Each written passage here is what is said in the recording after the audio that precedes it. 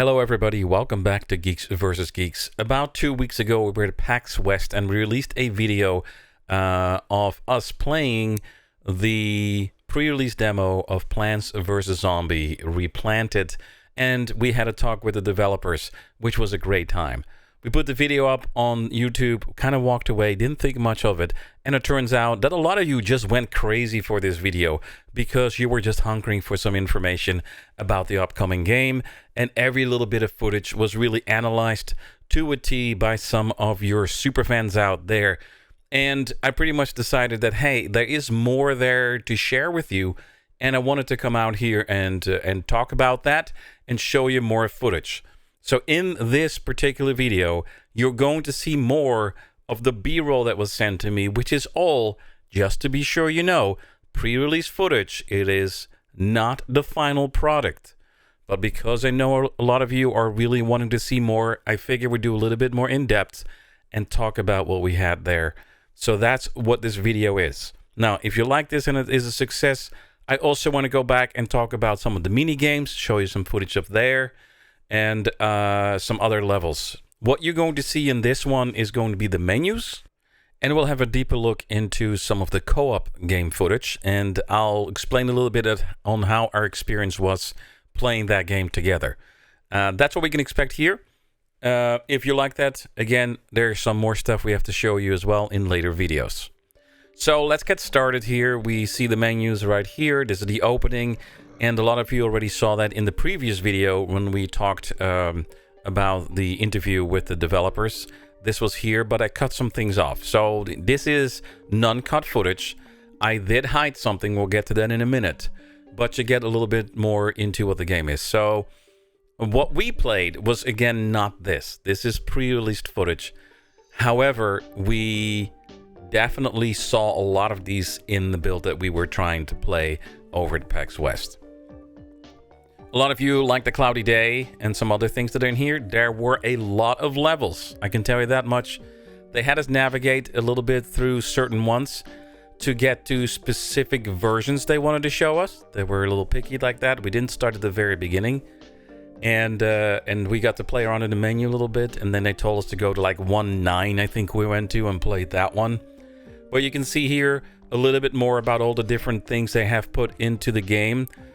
They were very clear this is a remaster. So if you're looking for something really drastically new, you're probably not going to see it in this game, right? It is meant to have the game that we originally knew and loved, put it on modern systems and make it work specifically with widescreen. And then also they took a lot of different things from previous games and put them in there, but maybe not everything that you might expect. This is the bit I blurred out. These are all the achievements that they put in. And I didn't really want to ruin it. Let's keep some things a surprise. There are some achievements in there, but as you can see, there's a lot of room to grow for more achievements within the game. So you can go pretty much far down. But yeah, so a long achievement list to be expected of things for you to do. And then, of course, it's going here through all the different things. There's a Zen garden and a few little mini things you can play around with on the screen. So small stuff there. Now, what we didn't dive on there in the menu is the RIP mode or RIP mode, which is basically a permadeath mode. We talked about that again a little bit in the previous video. If you go back there, they have a bit of a discussion on how that works. I do have some footage of that, which again, in a later video, if you're still interested, I can put some of that up as well. But it comes down to pretty much being the same game. However, if you die, then that's the end of it, and you'll have to start all the way over. This is the two-player setup as we were talking about. Now, in all the footage I have here, it's a combination of a person on the mouse and a person on the controller. We played a version where both of us were controller, and the player 2 had a yellow reticle. You see the blue one over here on the screen. The other player had a yellow one. You both pick a certain arsenal of things that you want to play. And it really helps when you talk with each other and say, hey, if you playing defensive, I will play offensive. And that way you don't have duplicates, because that's kind of useless. And talk a little bit about a tactic that you might have to start going. Now, the suns, the light that you need to gather, there was 2 parts of it. Some of it are individual. So you can gather them or the other person can gather them, and some need both. So what you'll see is sometimes there's a double sun coming down, and then both players will have to work together to get it. It takes a little bit of coordination. So during the interview, we were like, hey, double sun, let's go, move over. And then you both get that light. So you don't have a shared pool of resources. You both have your own pool. And again, if you're short on something, you're going to have to ask the other person to say, hey, can you take it, give me some of the light, because otherwise I'm not able to put these defenses up. On the bottom right of your screen, you see obviously the progression that you can make throughout the level, and the pause button and the play button. I cannot remember if for co-op this was available, but in single player, there definitely was an option there to speed up your gameplay. And that can do a couple of things. It kind of can get rid of the early game sort of, just waiting mode by speeding things up. And you can also kind of challenge yourself by having to think a lot quicker. You can move the slider back and forth. It doesn't really matter. It's however you want to play. But I cannot remember if in the version we played, if that was available in co-op. So that's one thing I cannot guarantee. And I asked some of my colleagues, my teammates, that were there during the interview, and they don't remember either. So that's one thing we'll leave in the middle for now. I will tell you that if you do single player, you do have that options. For those of you that like sort of the ability to speed things up, it will be there. They also added something in to butter up the zombies and kind of make them slippery and sliding and slow them down a little bit. That's definitely an option that is there. You see it on the very top of your screen. And of course, with the shovel, you can remove objects that you no longer want to make space. So if you kind of made a mistake, there is a way to quickly remove that and fix your mistakes. So here's some footage of a night version. You can see different tools available in the night version. It really fits the theme. I like the gravestones and the mushrooms, but again, a lot of different things available for you to play around with. And this is just extra footage. Again, not to overanalyze too much. Remember, folks, it is a pre-release footage. This is all as they are working on it. And I know it's the internet. We're here to become, upset about everything that's out there, but you don't have to be. No, just be happy because there's a game coming out that you might have been waiting for. It's another chance for the franchise to come back. And even though this is a game you might have already played, it just allows you to keep continuing on your modern systems, right? I can tell you this. When I was talking to these guys, each and every single one of them was super enthusiastic about the work that they were doing. They had a history with the game. They loved the game. And they kept talking even off camera. I'm telling you, they kept talking about how they were playing the game in the hotel room, testing things out and having a good time. They are literally enjoying every moment of this. So, for those that are worried, it's just a cash grab. And let's be real, they're here to make money, right? If it doesn't make money, they probably wouldn't make it. But the people working on it are not going, hey, let's do an easy thing, cash grab it, moving on. They are passionate about the game, and they want to make sure it feels like a true Plants vs. Zombies game. So I can give you that guarantee. There was nothing about it when I was talking to these guys that made me think they're trying to pull the wool over my eyes. They were absolutely serious about the work they were doing. And because they liked the game so much, they shared with us that they had a philosophy for the project from the very, very start. The goal was to polish and modernize without breaking the balance or the charm that made the game an instant classic, right? So they didn't want to introduce new things that would break that. New things that would maybe not feel the same. It was very important to say, we keep the core. And that's why it's a remaster. They're not reinventing the whole game. But it also means that sunflowers still fuel your economy. Walnuts and things like that still hold your line, Buckethead zombies still going to ruin your day, but it's all in sharper detail. That's really what they wanted to approach with it. Now, I saw some comments, people like, oh, it's just a lot of bushes and you can't really see it. Looks like you're on a cliff. It's because, what are you going to really add there? A whole city? Maybe. That's an art direction. But it doesn't ruin the core mechanic of the game, right? They do want to make sure it runs in 4K, ultra-wide, and they make use of modern displays as much as they can. In the end, let's be real, it's a simplistic looking game, right? But what they have here, and as you can see in the footage, it's really still feels true to Plants vs. Zombies, the game that you remember from when you maybe first played it on an iPad or first played it on your iPhone. The difference is that they were able to capture the feel of what you think the game looked like instead of what the game really was. And what I mean by that is not saying that the game was bad, but if you were to pull up the game from that long ago, more than a decade and a half ago, you bring it on a modern system, it's not going to look right. It's going to look stretched. It's going to look blocky. It's just not the same.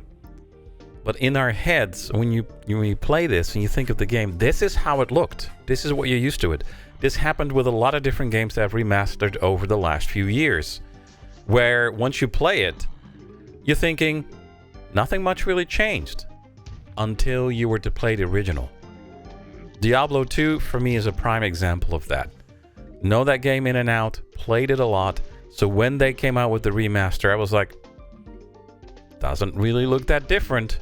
But that game came with the option to check out the original underneath of it, and all of a sudden you had that big difference, and you're like, okay, that's totally different.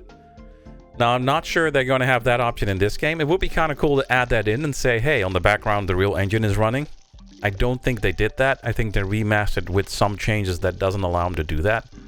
But that would be very interesting, because if you were to turn that on, you'd be like, whoa, okay, not totally what I expected. And they're still playing in on that. So they're going to give you some retro skins, as we discussed in the other video. They're not doing a full DLC or anything like that. They're not doing all kinds of different things you can buy or online. Pretty much the game comes packaged as it is. If you pre-order, you get an extra skin.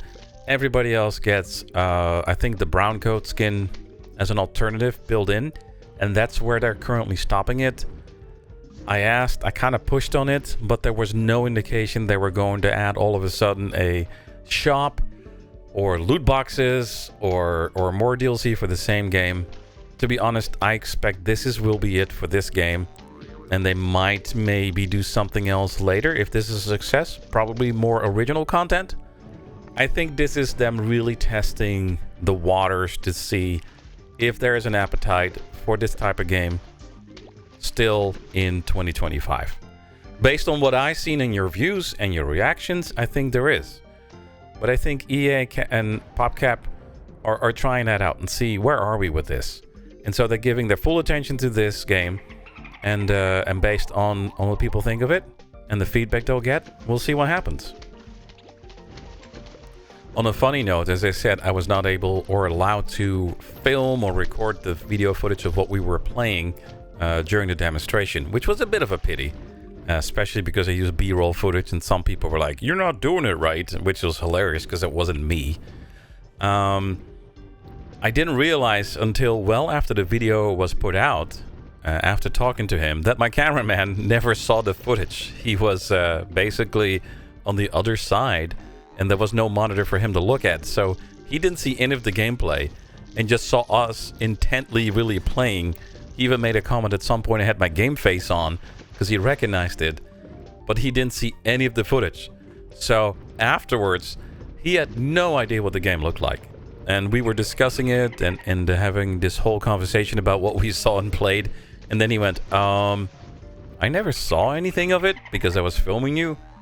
And I thought it was kind of funny. So with the B-roll and the video out, he could finally kind of see what the game was all about. You know, again, he knew Plants vs. Zombies, but he never had any idea what it would look like on an HD screen. So those are just the kind of things that you have to deal with when you record these kind of things.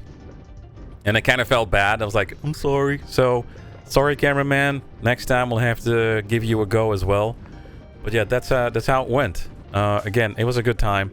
They just were very strict on what they were releasing. You know, they want to make sure that people don't draw the wrong conclusions of something that is still unfinished. I know we're getting closer. I know it's going to be out in October, but listen, that's still probably 6 weeks away before release. And that means there's a lot of time left for them to really polish the game. You know, what we played in the room at PAX was already not the latest version. They were working on the back end as well. So we're just going to go in here and round it up with a little bit more footage of some co-op gameplay. This is on the roof, which some people were very excited to see. They had different versions of this. They had this one, a rain version. I think there was a fog version as well. And the gameplay pretty much doesn't change. Both players pick the weaponry that they want and then play. But it's good to see something else than just the garden, right? It's good to have a little bit of a change. Change is the spice of life, they say. Anyways, the game will have an adventure mode that you can fully go through. It will have that RIP mode, RIP mode, if that's not challenging enough for you. You have, again, the speed up button to make things faster, to kind of get rid of the mundane, but also to challenge yourself. There will be mini games, including the walnut bowling, which we played there, which was really, really fun. It was good to have. I don't have any footage of that, unfortunately. That one was missing, but it was really fun to play. They have a puzzle mode, a survival mode, which I think is the RIP, the local co-op, as you can see, and local PvP. Now, everybody is like, why is there no online co-op? And I asked the same thing. It is disappointing there is no online co-op. I asked, again, I pressed, are you sure there is no online co-op? And they pretty much said no. They had no plans of introducing it. But what is interesting is that they do have the Switch 2 or Switch co-op where you can play with 2 Switches the game. And I found it interesting that they went that option. That is local, of course, still, because you need to have the 2 Switches close together. But that is supported. And it's a great feature. And we also asked about the Steam version, if that would allow the Steam remote play. That is essentially, in a lot of ways, like couch co-op, building into the Steam platform. They seem to not really know the answer to that. I am willing to bet that that probably will work, but I cannot guarantee it, and neither did they. So that's more my own interpretation. The Steam Remote Play is intended to use, if you have anything couch co-op, instead of the person next to you, you pull them in online, and they take control of your computer partially by playing the second player, right? So there is a chance that could work, but again, they were not really able or willing to say, yes, that is going to work, so we'll leave that in the middle, and hopefully that will be resolved soon, and we can definitely give it a try. But there's no cross-play. There is no cross-save. All that stuff is not there. You get a copy of the game, 20 bucks. You play it at home. You put it on the big TV if you have a console. You get a second controller, and you play it with your friends. Personal opinion, in 2025, every game should have an online option because we don't all live in the same house anymore. And everybody does a lot of social gathering, if you will, and social playing online. So I'm a bit baffled by that option being missing, especially from a company that is quite large like EA PopCap. And I think it's too late to add it in right now. It's just one of those things that sometimes you don't get everything you want, right? So that's where we at. I will say again, the co-op is really, really fun. It plays really, really well. And I think it is the most fun if you play with a friend next to you. So maybe it's time for us to just gather, whether it's at home or in a third space, and play together. The Switch is a great option as well, because you can be together in any space. But that is where we gotta leave it, guys. Hopefully see you in the next movie where we talk about some other things such as the mini games. Appreciate your time. It's almost here, so keep an eye on more news of Plants vs. Zombies in the near future. Have a good day.